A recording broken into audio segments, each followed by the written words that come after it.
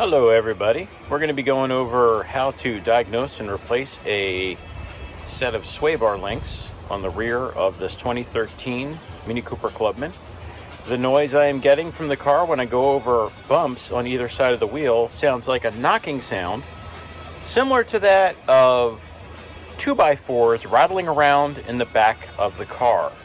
It's annoying. It doesn't really affect the handling, but it gave me a reason to pick the car up and try to diagnose it. Let's see how that's done. So you're going to need to lift up the vehicle safely, jack stands, all that kind of good stuff. Take the wheel off, use wheel chocks, observe all safety measures, be safe. Taken off, we were able to take a look at all the suspension components, and the noise, this is my sway bar. Noise is coming from this link. This link goes between the sway bar and this lower control arm, trailing arm, depending on what school of thought you're from. Anyhow, these can be difficult to diagnose because right now the car is hanging. There's a gap, and the suspension right now is unloaded. And this makes diagnosis kind of difficult because when you come in to try to figure out what the cause of the noise is,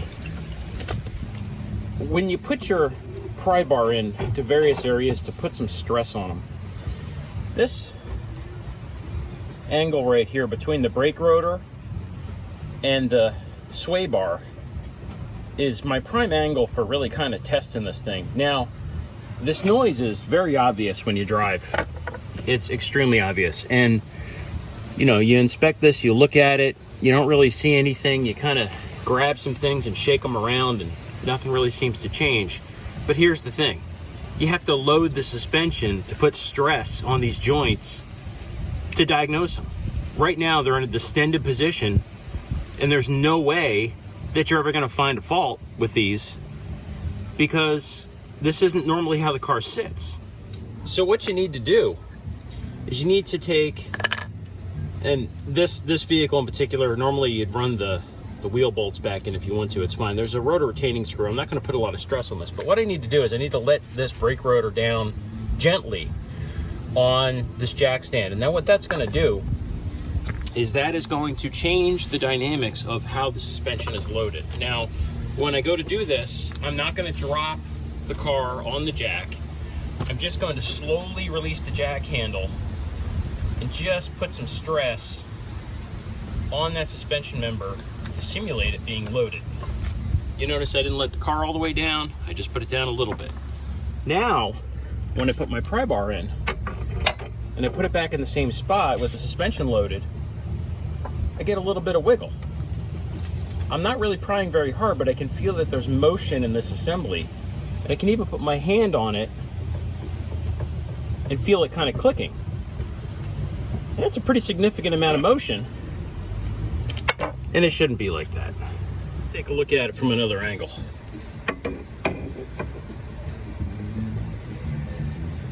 Now I have to use the pry bar. I could never move this with my hand easily, but you can see that it definitely has a little bit of wiggle jiggle. And from another angle, if I put my hand on the lower joint, I can feel it clicking.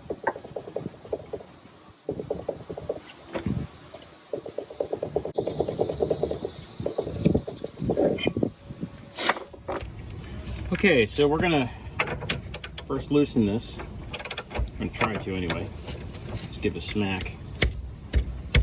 Yeah, it's not budging. Okay, so a couple things about these. There's usually either a Torx bit that goes through the center or an Allen to hold it.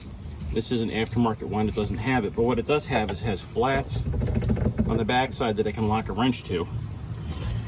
And because it's a rusty POS and I live in New Jersey, I'll give it a shot with some Blaster Croyle penetrating lubricant tool of your choice to loosen that up there.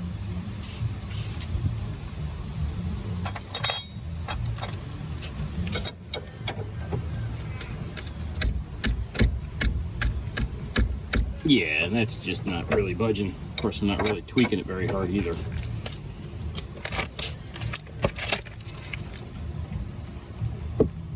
Yeah. All right, let's try something different.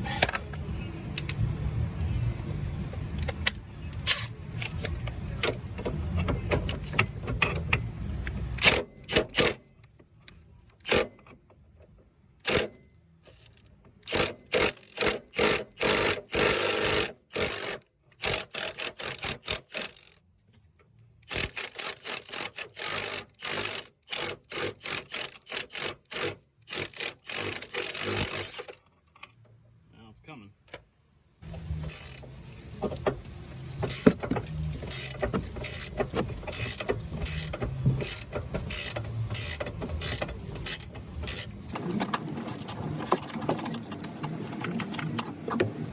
Oh wow, that is super loose. Oh, this feels all kinds of crunchy on the inside. These things have about 60,000 miles on them. They were heavy duty links, and you know, their failures not uncommon on Mini Coopers. When you run a larger sway bar, it puts a lot of stress on these links. And just for the interest of making the noise go away cheaply, I've ordered a set of replacement links that are close to stock but still aftermarket, so they're a little bit beefier. By the way, one last thing is when you're taking these out, it's hard to see, but the stud here is a certain length.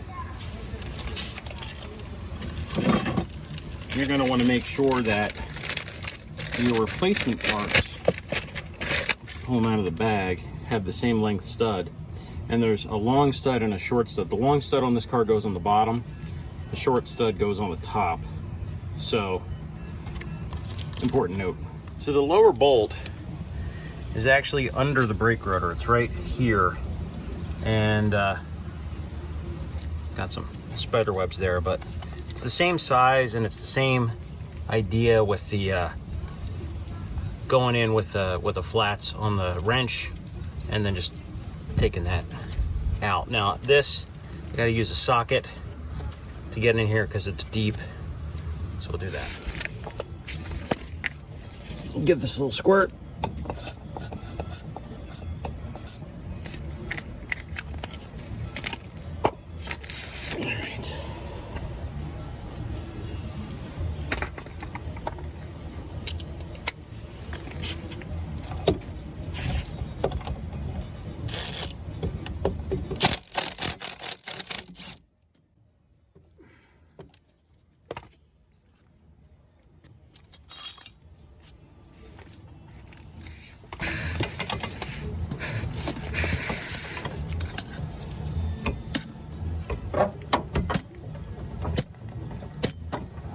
That's on there.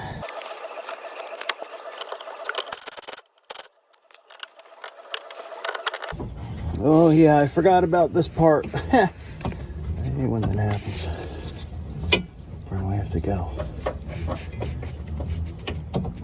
Let's see here.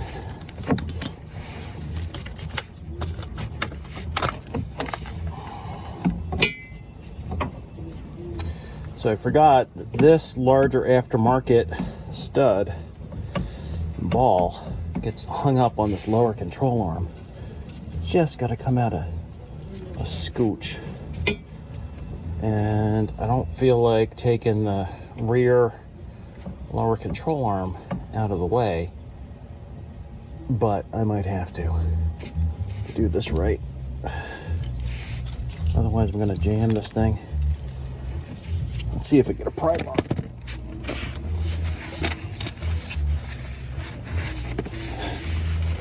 So I can wiggle this guy out with a pry bar.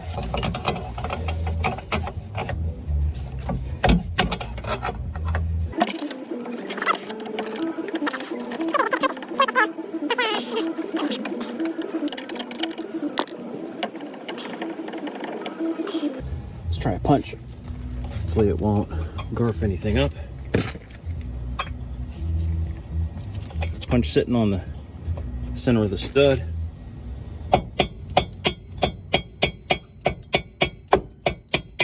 There we go. Hey.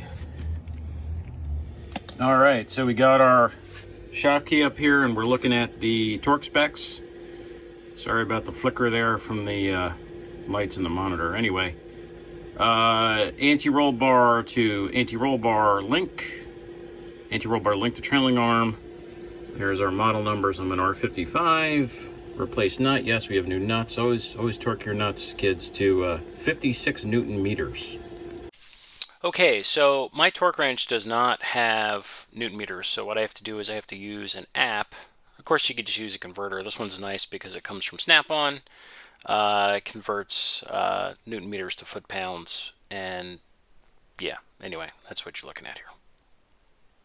Now, if you're wondering why I had to use that little app for my awesome used but certified Snap-on torque wrench, which you can pick up actually really cheap.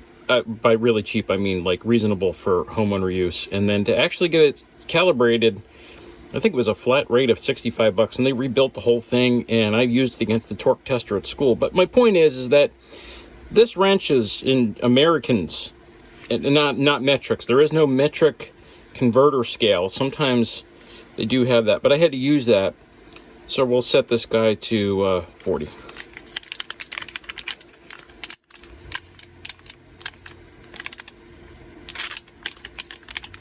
Looking at it through the camera, it's not as easy as you think it is. So there's 40, and then we'll go to 41.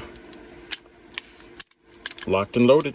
Hey, just a quick comparison here. Before you go through and install these, always make sure that they're a match. They're the same size, same length.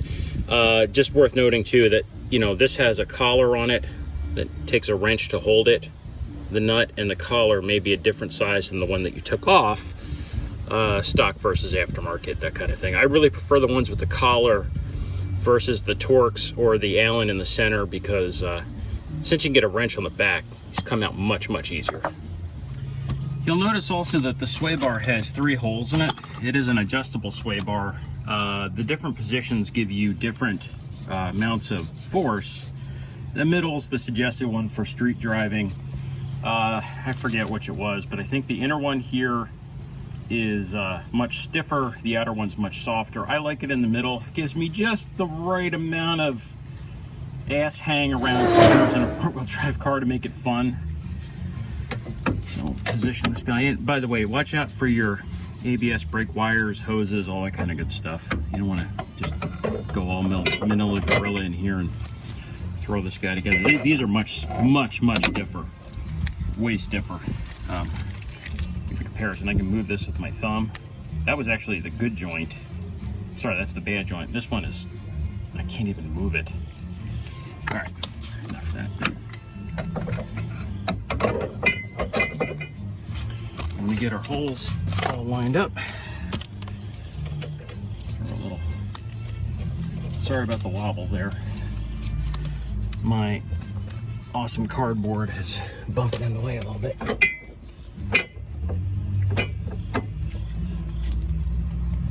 You really sometimes have to steer these around a little bit while they're stiff to get them to line up the way they're supposed to.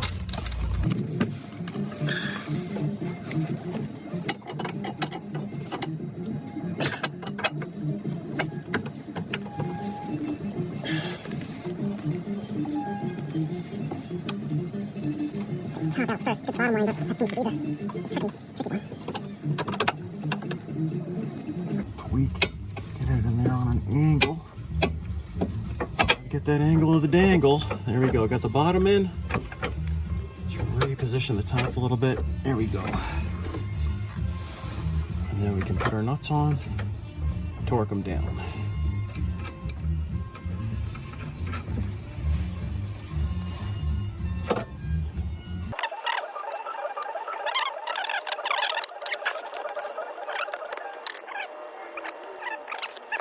Not a fast speed, but a slow one. And yes, I will be using a chrome socket, but I'm not impacting it. I'm just using it as a low speed driver. So please don't send me hate mail in the comments.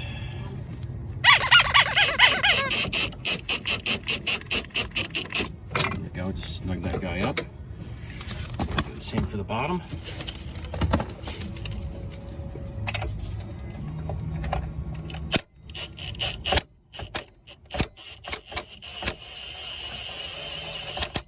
There we go. All right. Pop that guy off. Fire up the old torque wrench.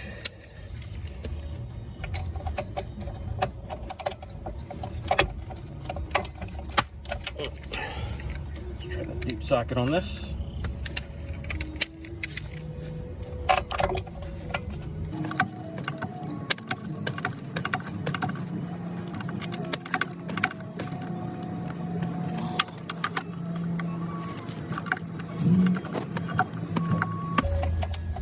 There we go. And we'll do the upper.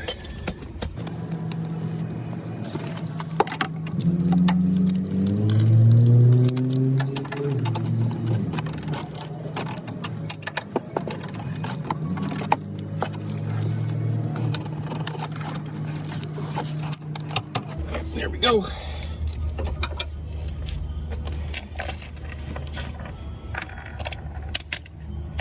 All right. All right, so for a moment of truth,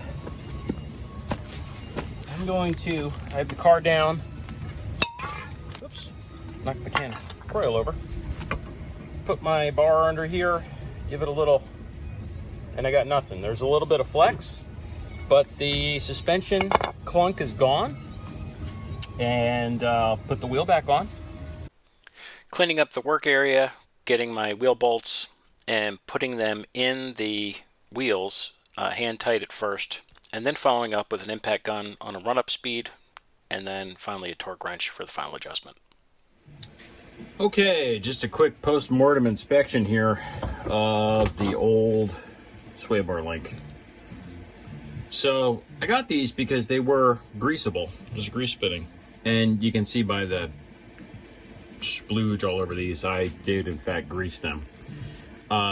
This bottom joint is really loose. It's gritty, and you know, I'm not putting the company down, but the fact is that this little boot, see how it's deformed? The boot couldn't stay elastic enough, and you can tell by this rusty color that water got into the steel here and started to deteriorate the joint. It's a shame because if, you know, I know somebody out there saying, well, if you greased it more often, man, I grease this thing every 5,000 miles for the most part. It's just been sitting for a couple months in the driveway, but it's a shame because this, I really would have thought this would have lasted a lot longer than it did, but it sounds like it's a combination of engineering defects. Well, I shouldn't say engineering defects, but really material quality. If this just had a better covering to really snap in, you know, like a sealed one. But I know that you can't do that with the grease. And the stress. This sway bar link is under an insane amount of stress, and me putting a heavy duty performance competition sway bar is not helping matters at all. So I guess 50,000 miles, it's just a suspension part that wears out, but I don't know. Maybe you care, maybe you don't. Whatever. Hey, just to touch on this one last time. See how that's rusty colored? Here's the upper one. This one was the good one. I see the grease is all nice and thick. Thick grease, because yeah, I greased it. And this guy's still pretty thick, and it's not the same color. It doesn't feel gritty. Not like this one. This one's much harder, much stiffer to move. Still actually fine. Take it for what it's worth. Real quick, on the other side here, I did in fact have to take the bolt out to remove the lower control arm. It has an eccentric cam on the back, right there. This is done so when you put the bolt back in, when you get an alignment, you spin this collar and it shifts the location of the rear knuckle, which changes either toe or I believe it's actually on this car, I think it's rear camber. Anyhow, if you do take this out, make a note. I made a mark here, and that mark lines up with that dimple right there.